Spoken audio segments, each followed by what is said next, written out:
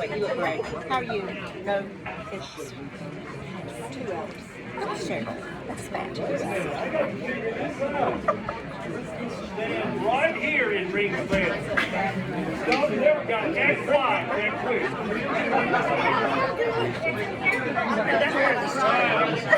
Bring it on. I can't get mine. Okay, well, welcome to Exhorters.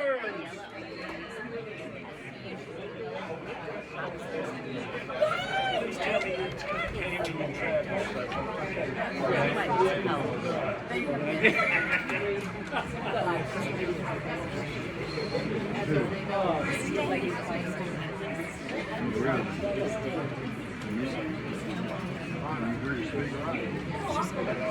Now, that'd be good, isn't it?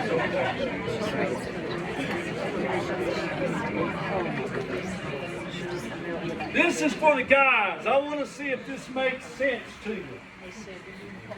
We had a group from our high school over to our house Thursday night, and one of the guys is a salesman, and he sells all kinds of products. Well, he brought me some new stuff that's in a tube that helps keep mosquitoes away. All right? Very nice of him.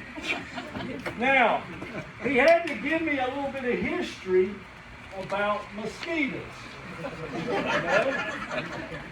Okay? And he said, male mosquitoes only live 3 days. Female mosquitoes live 12 days.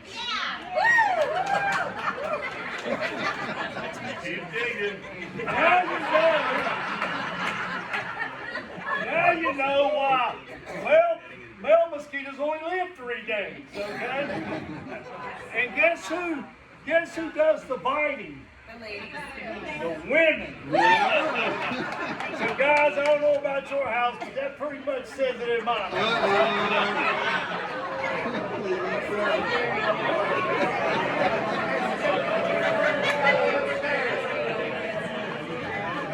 She loves me enough. She keeps me around. Much love to doghouse.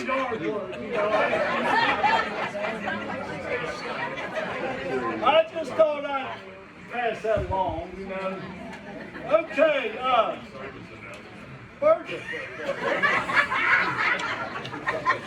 birthdays.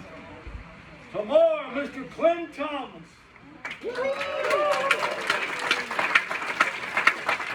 Yeah, him and Nancy just got back from Paris, and he learned so much French that all he could say was bonjour.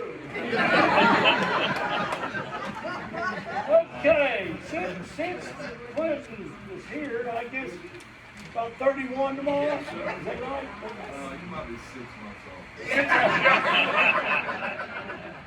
old. Okay, Tuesday, Cynthia Thomas.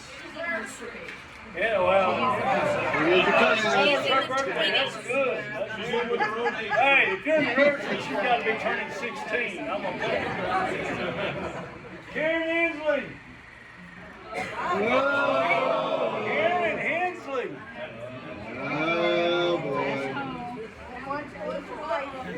She's my neighbor. Next door neighbor. The other reason we get to do luau's at our house. I guess she's about 32. You know, I gotta stay out of trouble. Okay, Miss Ann, I'm sure you got something about the single ladies event. Oh, it was quick today. We were so I say. Anyway, we were going to have an outing this coming Saturday the 27th, but that outing has been canceled. We had actually just one person who signed up. We had two, and then one had to cancel. Circumstances couldn't be controlled. So we canceled the outing on Saturday. But the great thing is there's things happening at the church all next week. So it gives us an opportunity to be able to attend those next week. So that's the good news about it. Okay, that's it. And that's all she writes today.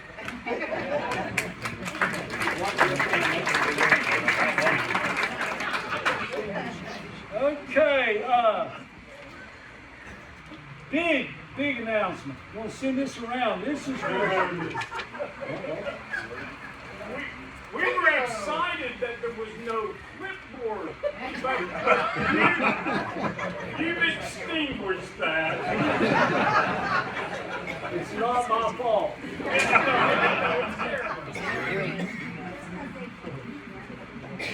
This was sent to us by Miss Sarah Vaughn, who's leading up the special needs prom. Yeah. So I would think that it would be bad to harass the lady who is heading up the special needs prom.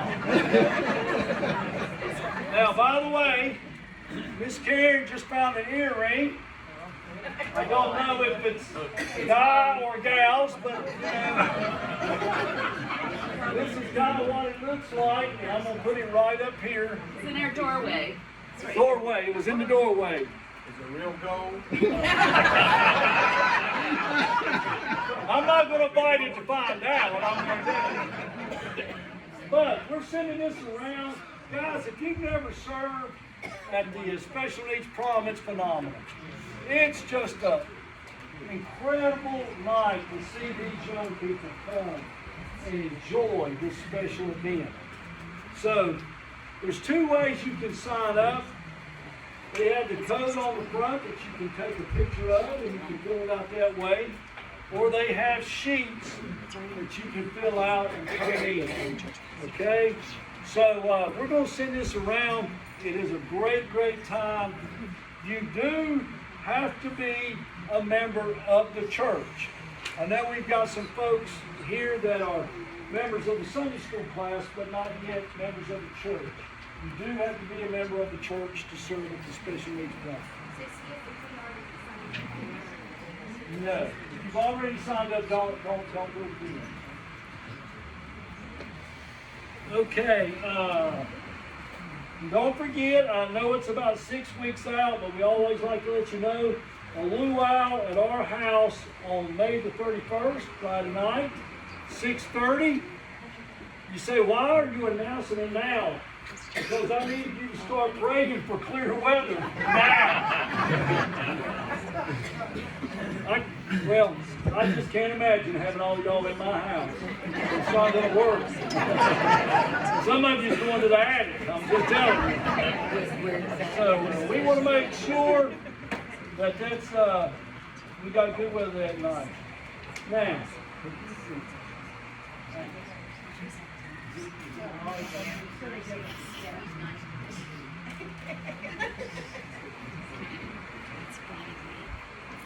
okay, special guest today is Jerry and Tim Naylor. It's great to have them with us. They flew in from Thomasville. We're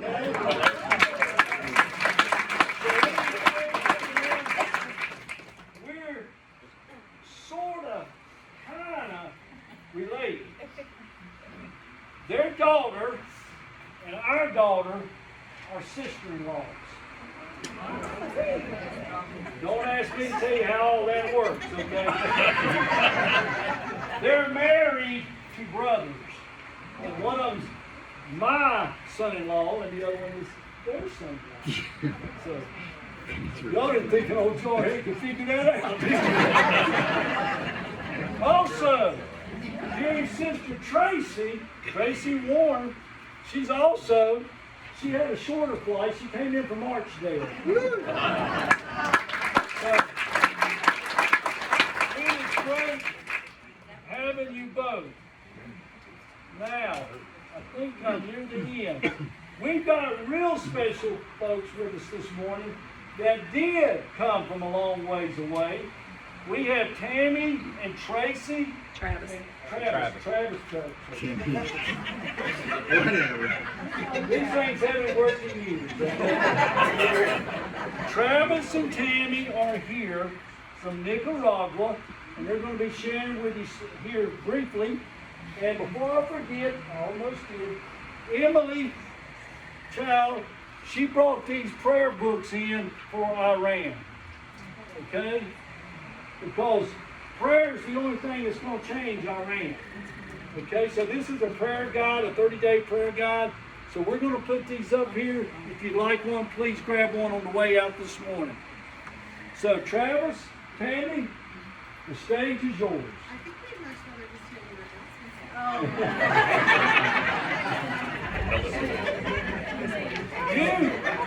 You have no idea how much medication I take every Sunday morning before I come in. Chester said, Chester didn't do it. Please.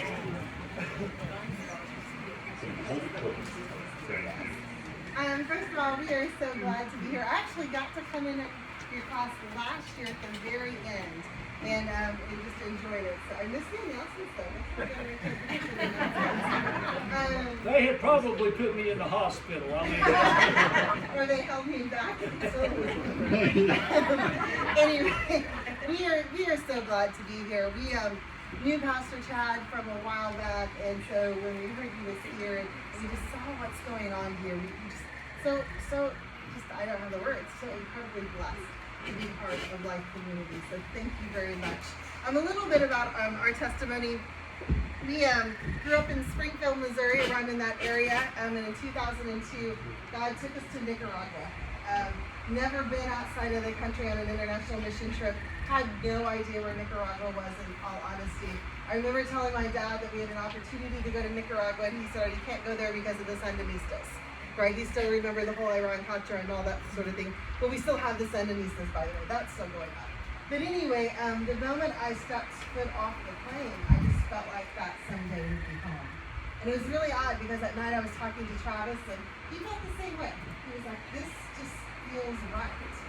We're not your typical missionaries. We have not sought to be missionaries. We're those people that God literally said, "This is what I've called you to do." At that time, I was a sonographer. I do ultrasounds by profession. I'm actually an educator. And so that's, I don't know why I didn't know you were in here. Anyway, did not know that I would ever leave that. I thought that was my life calling. And then all of a sudden, God showed me something different. Travis was a meat manager for a local market. So that was kind of his background, where he came from. So God brought us down as much as he could to Nicaragua during that time. And the more we were there, the more we just felt like that was home. The more we felt like that was where God had us. For me, that's where my soul feels settled, and I don't even know how to explain that. Didn't realize it was unsettled until I got there. Even here today, a little bit unsettled. I go back to Nicaragua, it's like, this is home. And so anyway, we kept going back and forth. We would work really hard, wait for our vacations to go to Nicaragua to serve, and go to Nicaragua, find God there, and then go back to the U.S. And then in 2007, God kind of stopped that for a while. And I think he did that because that's what we were doing. We were finding God in the mission field instead of looking for God where he was. And we felt like God was saying, "You know what? Find me where you are, because I'm here. Serve me where you are." So we did. We started serving after dark. We started, which is a downtown for homeless people. We started serving in special needs. We started wherever God was working, we wanted to be there. And so that's what we started doing. And then we tried to go down in 2008 again. We found out we were pregnant with our son, Slayton. At that time, we had two kids. We had an 18-year-old and we had a 13-year-old. Yeah, you know what that was, right? Surprise. So I do ultrasound. I was doing QC on a machine that was glitching on us. Scanned myself, and that's how I found out we were pregnant with Slayton. Double surprise. And I will never forget that screen image for the rest of my life. I mean, it literally took all night for me to process it. I didn't even share with Travis. I mean, I literally, in my mind, was like, I can't believe this. Had my whole plan of the plan, right? What was going to happen. For those of you that have had kids and you have the empty nest, I love my children, but I was looking forward to empty nest. I mean, we had plans. And they really didn't include any other kids. So anyway, so I remember that very next morning, Travis was going to work, and he literally, I'm sitting on the couch, he opens the door to leave to go to work. I was like, "Oh, honey, by the way." She did. It was awful.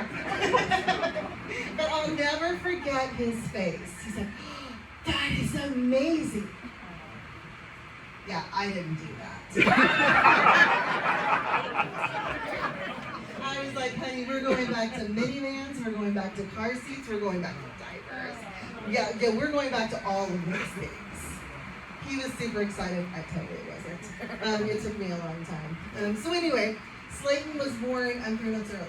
He weighed 2 pounds, 2 ounces when he was born. I hate to say it, I still wasn't excited we were having another kid. When he was in the NICU, we coded 3 times. I was there for each one. It was that second time that I was like, okay, God, I want this child. And it's amazing how he has changed our life. Our older kids will tell us he brought us back to family. You know, we've kind of gotten in that suburban sort of crazy movement of life. And all of a sudden, we got brought back to central home. And that's what Slate did. We were told Slate would always be small. We were told he would always look like a preemie. For those of you that have seen him, he's huge. He is not that at all. We were told that he would always have really severe difficulties with gross motor skills. Not that at all. So everything they told us he couldn't do, God has just taken it and ran with it. So anyway, we didn't go to Nicaragua then. We started volunteering though in the office in Springfield. God just helped us just in Nicaragua. And about 3 years later, the opportunity came for us to move down there. Again, for me, I have 10 minutes, but can I have more? Take whatever you need. You're awesome. That came from the leader of the class right there. Who would that be? Here. The one who's infringing on his cheat time. Well, you take your time. Go right ahead. Now you've got this whole group thing going that you.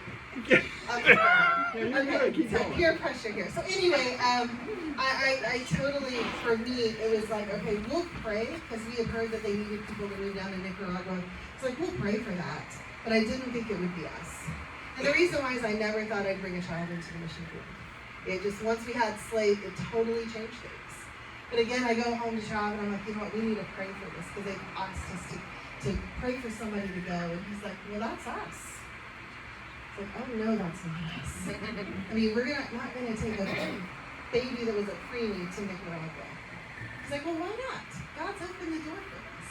So for him, just like when he felt like we were pregnant with Slade, it was like, okay, God says does we do. For me, there was a lot of things. There were 5 things, in fact, that I had forgotten on the list before I could go. And it was amazing how God, just like that, took care of those 5 things. And he's like, what else do you have? One of them was we taught a special needs class. That's why when you mentioned about the special needs problems, we had about 30 in our class at that time. And I was like, God, who will come and teach this class? The couple that we taught were elderly. No one else is going to come teach with them. That very Sunday, Nancy and Frank Pike walked in, and they want to teach that class. They have only over 80 in that class. Is that not amazing? I mean, God's like, okay, yeah, I'll take care of all that. So took care of all of it, and we decided in December 2012 to move down there. We moved down there with our daughter Taylor, who at that time was 17. She graduated high school early to come with us, and then our son Slayton. And it has been the most incredible experience that I've ever experienced. Before I left, I'd watched the movie The Hobbit, and there was some of you,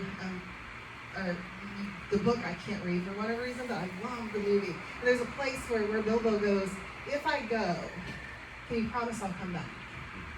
And I kind of had that thought, like, God, if we go, can you promise we'll come back?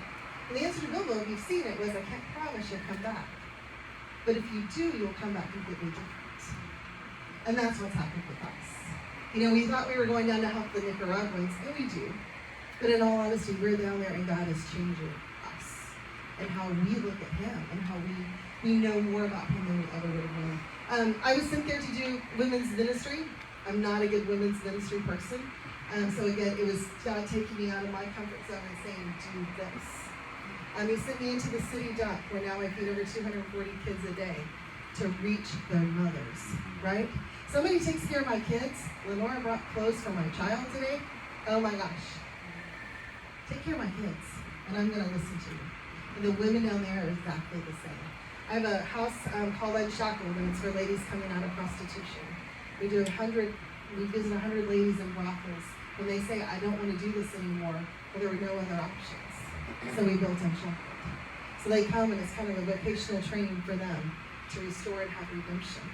We also have all of Project Hope, which is what Travis runs, and medical ministry, construction ministry. However we can reach people is what God has had us to do. One of the things that happened to us when we were down there, though, we've been down there for a year and a half. It was in 2014, and our 19-year-old passed away. I like this shit. Our daughter had been laying in a hammock. It was a rare Saturday off for us, and a tree fell and Tay was killed instantly. She was gone just like that. And what was amazing was God, the Wednesday before, I had a Bible study in the dump. Over 100 ladies would come, and we were in the book of Job. And we were there because somebody had said, if you're a good Christian, then bad things don't happen to you. So in Job, we were at the part where he had lost his children. And I remember saying, what happens if? What happens if I were to lose my only daughter, who at that time was teaching their kids? Or what happens if you were to lose your children? What would we do? Not knowing we would be called to do that 3 days later. God is faithful. He quickly reminded us of Psalm 139, that it was not a mistake. It was not an accident. But he knew the number of her days. And then we felt like he was calling us to go back to the places where we were doing ministry, because they still needed to hear that he was still good. See, up to that point in time, they looked at me as an entitled American. I was married. I have an education. I can drive. I have a house. I have a husband. Just like that, I could be out of the country. But when you're in a landfill and you're digging through trash, and it's smoky and it's smelly and it's hot and it's all rotting, where is God? And oftentimes they would look at me and they'd be like, okay, but find God here in my life. I know you know God, because you're blessed. But what about me? Well, when Tay died, that leveled the playing field. All of a sudden they saw me as a mother. They saw me as a mother that lost her only daughter. And I could still say that God is still good. So it never, ever, we even didn't even have the conversation of do we leave? Because the call had never changed. Taylor's buried not too far from where we were building at that time in the community. It was the most amazing funeral I've ever seen, and the fact that all of these factions of people that we were serving that don't get along and don't blend came together specifically for that. And through that, we have seen major growth in ministry. And we now have a place called Taylor's House where single moms can bring their kids, and we serve them alongside them. We see her brother, who is now 16 years old, serving them, playing on their baseball team, making a difference. You know, a lot of people would look at that and say, but it's a story out of tragedy that God's made good. For us, God was only promising Taylor 19 years on this earth. That was it. I don't know how many days I have, but I pray when it's done, I will have lived it right. So today, we are constantly bringing in teams, building homes. You guys have sent a team down. You sent a team down last year. We built a place called Port of Sandino where there's child trafficking. We built over 16 homes there. 3 of them went to families that trafficked their daughters. 3 of them, their communities had ostracized them. And what's amazing is to see change happening in this. Kids are in school. They're in church. Changes are happening every single day. So we want to thank you so much for the opportunity to go as your missionaries to Nicaragua.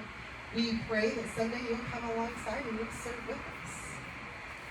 I always say that if God gives you the ability to want to say yes, not the ability to go, it's the ability to want to say yes, then you just say yes and go. And then God gives you the ability to do what He's called you to do.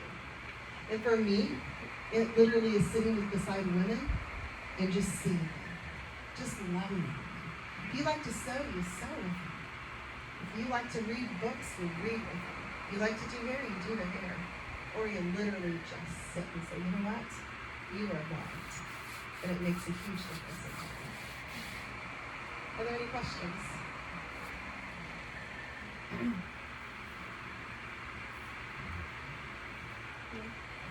You know, pass the clipboard around and we might get a few.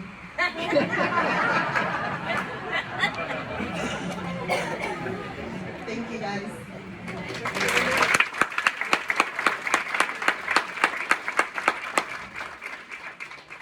Amy, Travis, thank you for being with us. more announcement I forgot. Joe, tell us about Tuesday. Wednesday. The 24th, we're going to do an honor flight departing from the airport at 7 in the morning for veterans. Can you give me the mic? Oh, Yeah, we can't hear. DC, they get to. So, Wednesday at 7 in the morning, there'll be a flight leaving the airport for veterans. It's an honor flight.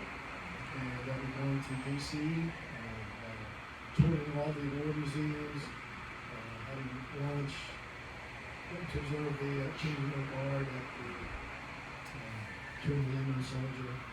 It's just a wonderful, wonderful day for the veterans, and they'll have guardians. I was privileged to be a guardian many years ago out of the gate, and it was just an awesome experience to see these veterans, World War II veterans, Korean veterans, Vietnam veterans, and just see them touring there and looking at their monuments. It was a cheerful time, and it was a great time. So they leave at 7 in the morning, it picks them up, but the big thing is when they get back Wednesday night at 8 o'clock, a big crowd to welcome them back. It's just an awesome experience. So if you can be there, take some bags. What time is the night? About 8 o'clock is when we're supposed to be there.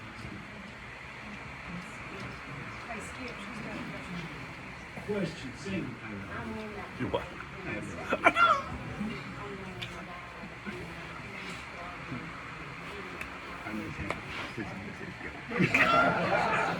I'm on that flight Wednesday. My dad is in the Army. I'm his guardian. And as a guy that he went to high school with, and he was in the Army, I'm his guardian also. So I cannot wait. I went to a pre-flight meeting. I cried the whole time because it was just so humbling and so just surreal. And I have signed up now to be a volunteer for veterans.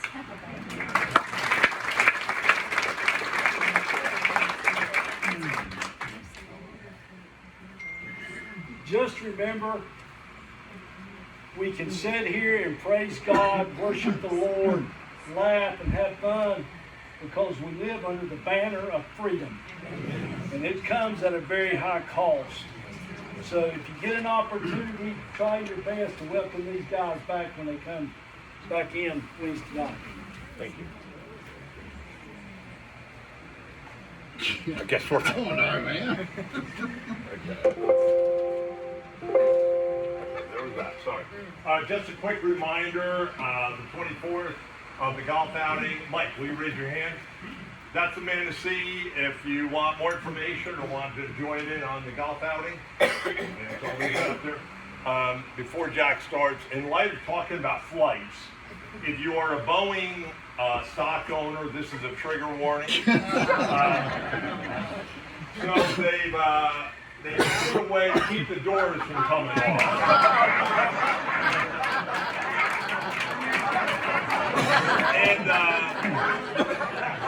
And Boeing has a new motto.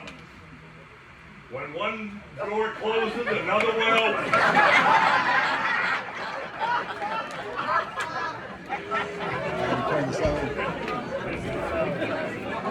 You're on.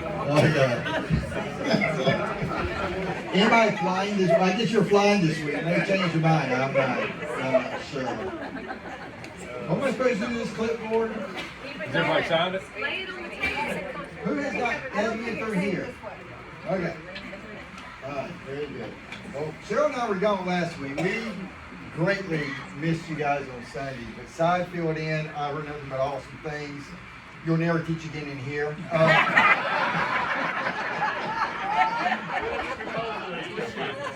You know what? Was it because of the tumors, was it? Tumors. Oh, listen. Okay. But anyway, no, I heard nothing but really wonderful things, so thank you. And well, we went to, Cheryl's had 2 hip replacements in the last 6, right before Thanksgiving, and we thought, well, we just need to get away, and we're going to test those hips out. That's not late. And so we did, we haven't hiked in a long time because she just hasn't been up to it. And so we decided to do some hiking, and I was wondering how she was going to do. And really, because we hiked several miles, and you hike down to the lake, and there's not, wasn't hardly anybody down there, and I'm thinking, man, if these hips go out, I ain't in trouble. It's uphill miles all the way back to the car. But I had a hard time keeping up with her, to be honest. She was rolling, so we're thankful for that. I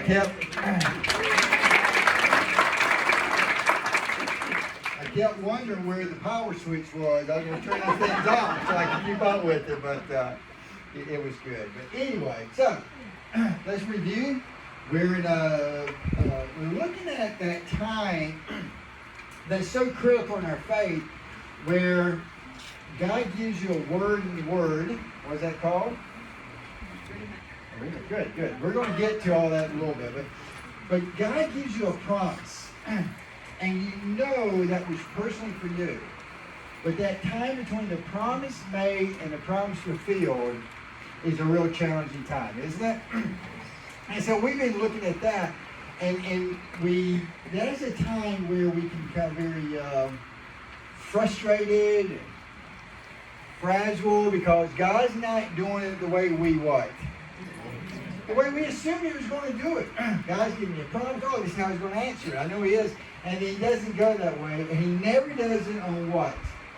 Our time frame. And so He's in that time between the promise and the fulfillment of the promise that is really critical. And Satan knows it.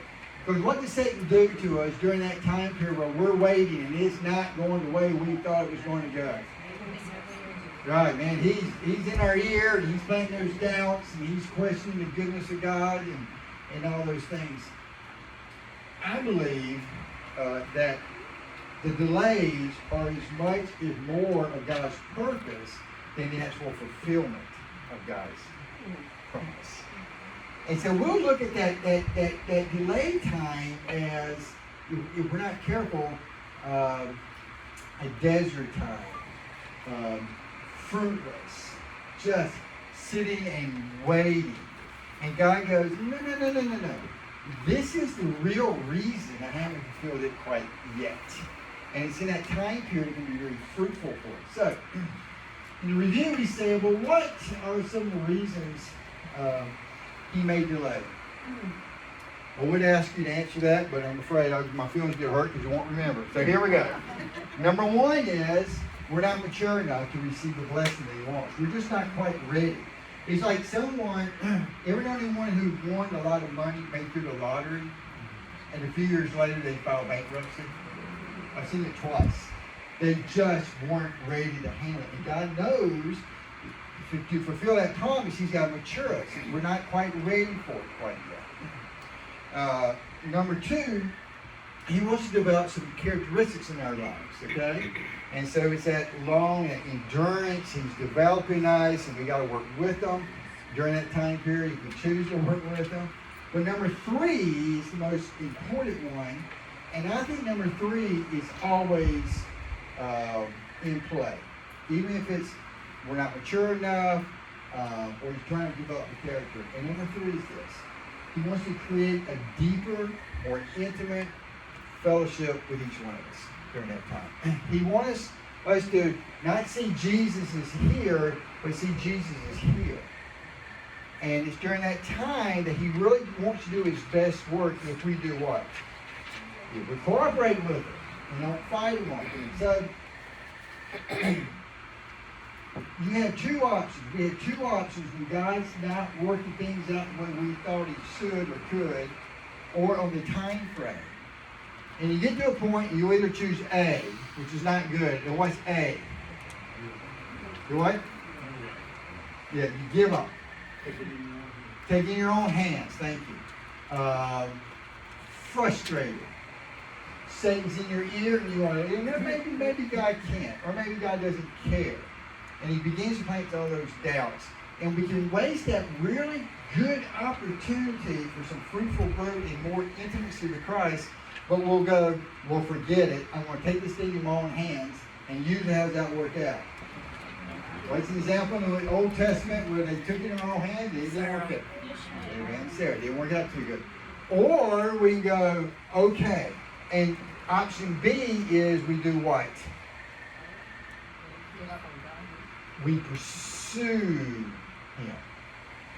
We're in His Word. And we're not in His Word just to read for academic purposes. We're reading for a message, for something personal for us. And then our relationship with Christ then becomes like this.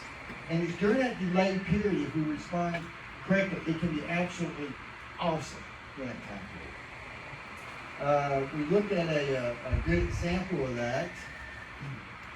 It was Abraham. Remember? Did I give you this verse put up? I think I did.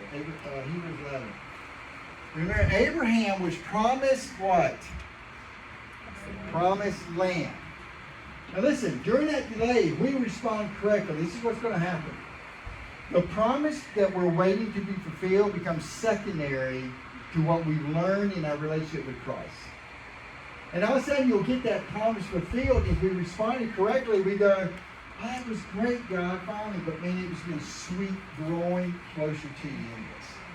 And become more one with you. And so that promise fulfilled that we thought, man, we made the promise, and whatever that is, we think we just get there, And then when we change and we grow closer to Him, that promise fulfilled is going, thank you, but this was much better. And that's what Abraham did. Look at Hebrews 11. And even when he reached the land God promised him, he lived there by what? For he was like, and this is good language here. It's interesting language because this is the promised land that he was going to be given. And he lived like a what? And living in what? And so did Isaac and Jacob, who inherited the same promise. Time out. Why did he live like a foreigner? And why did he live in tents? Because he's got the promise that was made. He's finally gotten there. Why? The next verse tells us. Abraham was confidently looking forward to a city with eternal foundations, a city designed and built by God. Why did he set up a house? Why did he consider he was a foreigner when he was exactly where he's supposed to be in the promised land? Because it became secondary to him. Okay? That was really close, wasn't it? I'm glad he knew this. But I'll be in trouble. She's quick with those new hips. She moves quickly now.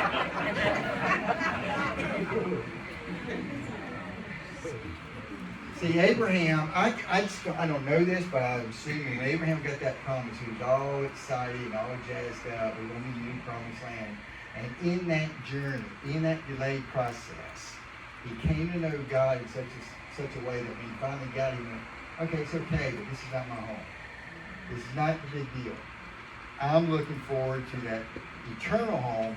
But listen, I don't want you to think down the road, he enjoyed the presence of God so much right there. That promised land was fine, but it wasn't the most important thing anymore. And that's what we'll find in our journey, or where that may be, that if we respond correctly when the promise is fulfilled. I remember one, I'm not going to tell you a story I've done before, but I remember one story that I waited for years, that I know God gave me a promise, and I doubted it, and went through all those things we're talking about, and the moment that it was fulfilled, it was like, I shocked myself. I went, well, that's cool. But man, look what God did in that process. He gave me a word years ago, a promise, and I went, and that's why I was mainly focused on. I went, well, thank you for the delay. It was 6 years. That was a long delay for me to finally happen. If I'd have behaved, it might have been a lot shorter, okay? But you're just amazed at Him and not so much the promise fulfilled. Are we good? Okay. So, last point, and then we get last point of review is the next verse is this. It says this. It is impossible to please God without faith. Anyone who wants to come to Him must believe that God exists and that He rewards those who sincerely do what? Seek. Not seek His blessings, but we seek Him, the promiser. You have conversations, I'm sure, with other people. I have conversations with other people, and their tendency and ours, the tendency is to be talking about the blessings of God and what they're looking forward to God doing, and that's all fine. But our focus should be who He is. Seek Him, not the blessing. The blessings will follow. You don't even worry about that. It might come a lot sooner, to be honest. But we seek Him and that relationship and let Him take care of everything else. So, we've been talking about the story of Moses, where Moses was made a promise. Moses was promised what? He's going to deliver the people out of. Thank you very much. And he got it in a weird way, or the message came in a weird way, and that was the burning bush and God's voice to it. And he's given this promise, and he did everything he could get out of it.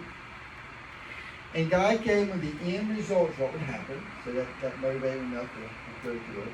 And so, I'm just imagining Moses is walking into the Oval Office at Pharaoh's place, and he walks in, and he says, Pharaoh, and what does he say?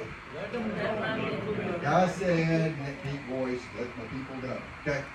And I just can imagine Moses is going to go, and Pharaoh's going to go, well, sure. We'll crash my economy, and we'll let all these slaves leave, and we'll figure it out, and we'll throw you a big parade, and we'll give you lots of gifts. Okay? How did Pharaoh respond? Ain't gonna happen, homeboy. Ain't gonna happen.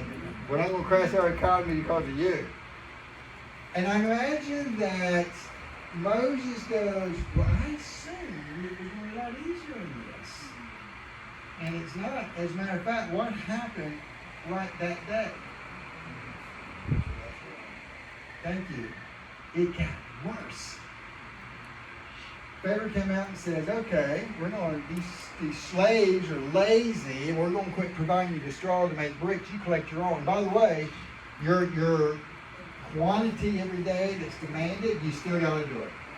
So how did they respond back to Moses? Not good. Okay? So Moses is in there going, I would, wait a minute, Lord, you told me this was going to happen, that he's going to let our people go, and now it's gotten worse, and the people I'm supposed to set free, I thought they would just welcome me and be thrilled to see me, and now they're mad at me and wish I had never shown up because life got worse. And Moses had to go, wait a minute, this ain't the way I thought it was. God, what's the deal? And why is God's way of working things out better than the way that we see? Moses' way was going to be easy, wasn't it? That's the way we like it. And so it didn't work out very good. And then we get into the 10 plagues. And so the first one was the blood. Where was the blood at? In the Nile. And what does that do? Drinking water. It's drinking water, it stinks, and the fish die, and all that stuff. And I just think Moses probably went, God, that was awesome what you just did. Pharaoh's going to let us go now. Did he? No. And then comes the frogs. And he says the frogs covered the land. Surely that's going to change Pharaoh's mind, and we're going to get out of here. And so I imagine Moses is very excited. This is going to be it. You know, like we get, like, oh, that's like, oh, here comes the next corner. This is going to be the corner. We turn. It's going to all get better. And then Pharaoh say, oh, yeah, you're good. Just get rid of frogs and you guys leave. No, but there was times where Pharaoh said, if you get rid of the frogs, the third one was the gnats, or the fourth one were the flies, and the fifth one was the livestock was dying. By the way, it was the Egyptian livestock that died, not the Israelites livestock. The next one was the boils broke out on people, and I'm sure that was attractive. Number 7 was the hailstorm, and it beat animals that were still outside, and it damaged a lot of the plants. Number 8 was the locusts, and they came up and gobbled up everything that was left. Number 9 was what? Darkness. And then the last one we know is number 10, which is what? Death, the Passover. Now, which one of those 10 will be the worst one for you to go through? Not counting the last one. We know that one. The gnats, for me, will be nasty. Because they'll be getting in your ears and your nostrils and your eyes. That's the worst for me. I don't know about you. If you ever live up north, you're going to stand in that. If we're going to create a Christian theme park, would this not be an awesome ride?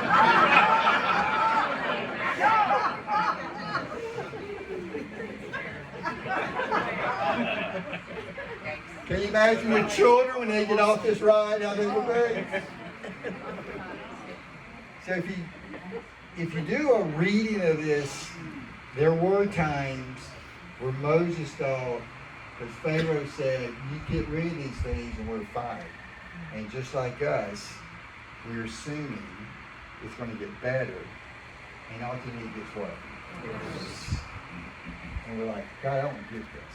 I thought you loved me. I thought you cared for me. I thought you told me.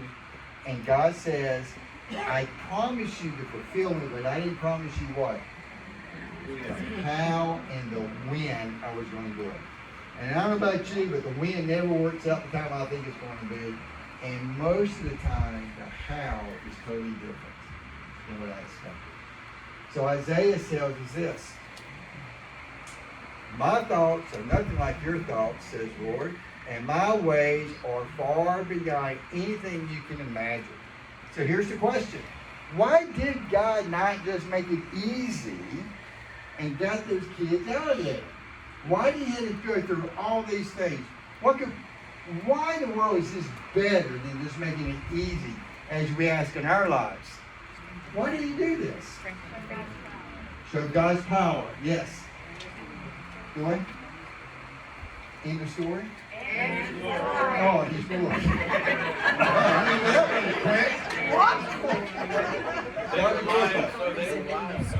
Say it again. Rely on God. They can rely on God and they can trust in His power and His care. Because why? Because they're going to need it with what's coming up. And God, as Ann said, God gets the glory out of this. And who doesn't get the glory out of this? Moses. And so this way was much better. And we go, Lord, we need to do this, we need to do that, and I know you're going to come through. And He does it in such a way that you sit back and go, that's just a God thing.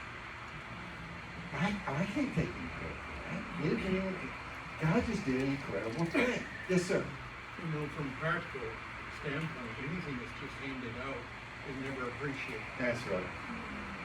That's right. So here's my question. We're talking about this faith issue. Well, how does God gave us brains and common sense? Where do they come into play, and where does faith come into play? Do we not use the common sense and brains God gave us in its pure blind faith? Or do we totally rely on our common sense and brains that God gave us to figure it out? How do you reconcile the two? What? You mash them together because one feeds off the other. We can only go so much with one. Oh, perfect. Faith can go forever.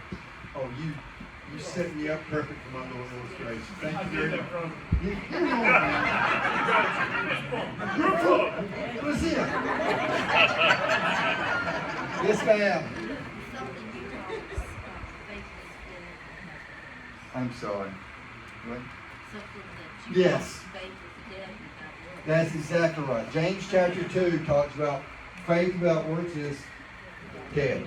So inside talk on this, I believe, and he mentioned it some time ago in class as well. And Steve just said they come together. Now, hang on. They come together. God wants us to have faith, but He wants us to get involved with what He's doing. Henry Blackaby, Experiencing God, is got a great book on it. He wants us involved. So there's our part and then there's God's part. Okay? So we cooperate with Him. There are times that we've done our part, and there's nothing more we can do but trust and be in prayer and study the Scripture. But we've said what we're supposed to say, we did what we're supposed to do, and now it's just like, okay, God, I've done everything. You behaved with the doctor. You're doing everything the doctor tells you to do, and you just reach a point where I've done my part. I am now waiting. And He goes, exactly what Steve was saying. It's kind of like a car. If you got a car, you drove all the way to California. Where's Ted? Yeah. How long would it take you, Ted? About 2.5 days. 2.5 days, right. They came to California. And you could drive that car all the way up to the ocean, right? But what happens when you get to the ocean? You're limited. And that represents our faith. Our work, excuse me. We're involved with God, we do our part, God wants to cooperate with us, but there comes a point sometimes where I can't do anymore. But if you got on an airplane, where can you go? Anywhere. And that's the faith that we place in God. Our common sense will take us so far like a car, but then sometimes we just go, it's all faith now. It's faith all the way, all the way through it. But at that point, you can't do anything else, and you got to totally rely on God to come through. And Also in that time period, He'll do something. Sir? Teaches us patience. Teaches us patience. Yeah, we're not great at that, but yeah, you're right. It does. But it's about that intimacy that He wants. Don't waste that time period called delay and have pity parties. Just seek the Lord and say, what is going on? And just learn who His character is and learn more about His love. Because when life is going pretty well, are we nearly as focused? No. And we talked about this a few weeks ago. You heard the old rubber band theory. If you stretch a rubber band out, you let go, it retracts, but it doesn't go back to its original size. And they say, that's how our faith is. Why does our faith grow during a crisis? And then when the crisis is over with, we kind of relax and it kind of shrinks back. It's better than what it was. Why does it have to shrink back? Because nothing's static. Nothing, right. And we get lazy. We forget that intimacy that we enjoy so much in His Word and that personal time where you read the Scriptures and He speaks to you. Even if He doesn't speak to you on that particular day, you sit there and you just rest before and wait for the Lord and listen. And just listen to Him. And we forget how sweet that is because we get really busy doing other things. So, I love this. So there's times where we don't understand what God's doing. There's times where God's called us to do something and we don't understand why we got to do this. Sometimes it's painful. And here's a cool thing I wrote out. Faithfulness, look, there. Faithfulness to Jesus means I step out when and where I can't see what's ahead.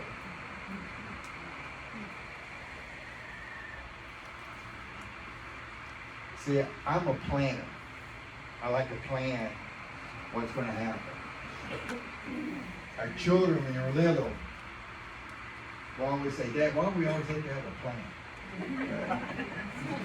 We do. We go to Smith Mountain Lake, guess what? We had a plan. We always go do this, do this, do this. When your plan fails, it's a great opportunity, but it's hard.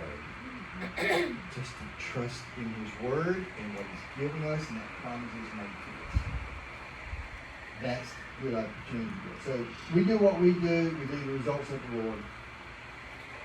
Then faith takes over from that. And you just hang on. And you expect what? Good things. Part of the faith, I'm reading a couple books right now on faith. I'm trying not to get on that road because I'm really bad about going down rabbit trails. We're way out there. We're supposed to be in the book of Philippians.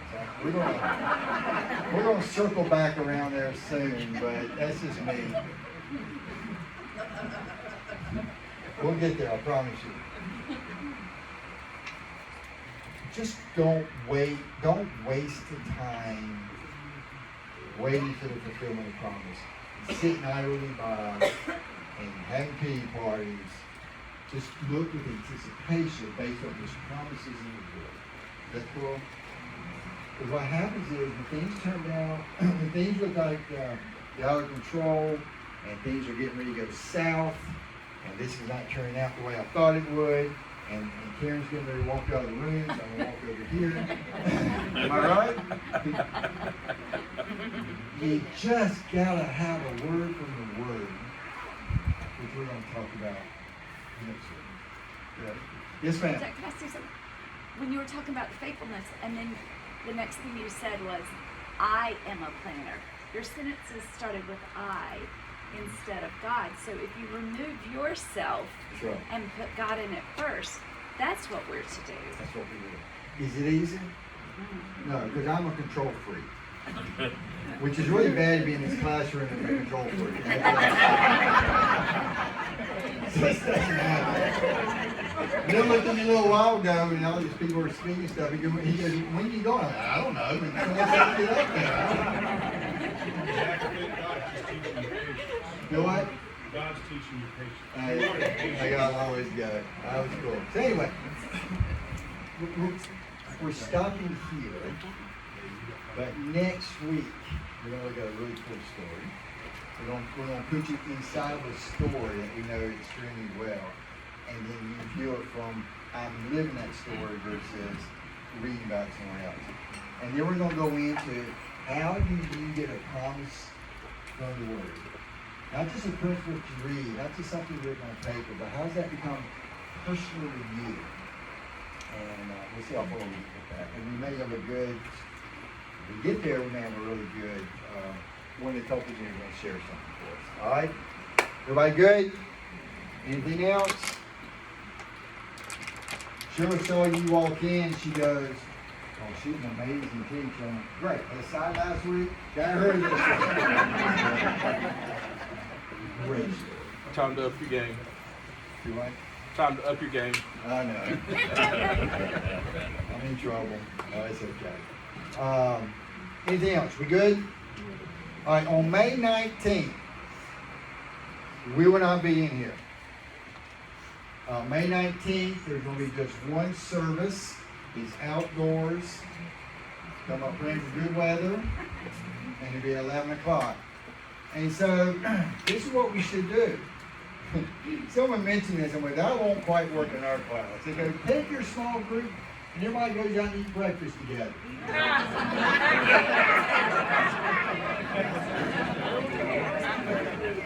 But let me encourage you to find some people in here you go have breakfast with and be here for 11 o'clock service that's going to be held outside. And we're going to be doing something really cool. And Chad can't keep a secret, so I'll probably let it out. Did you say anything at 8 o'clock service? Okay, he's kept it so far. That's amazing. But anyway, it's going to be a special day. Okay, so May 19th, we won't be there, but we'll remind you of that. All right? Let's pray and get you guys out of here. Lord, you're awesome. You're wonderful. You're so, we so misunderstand you so many times. And then we get mad at you, and we do the silent treatment, and you don't do things the way we think you should do. And all along, you got something so much better than we can even think or anyone.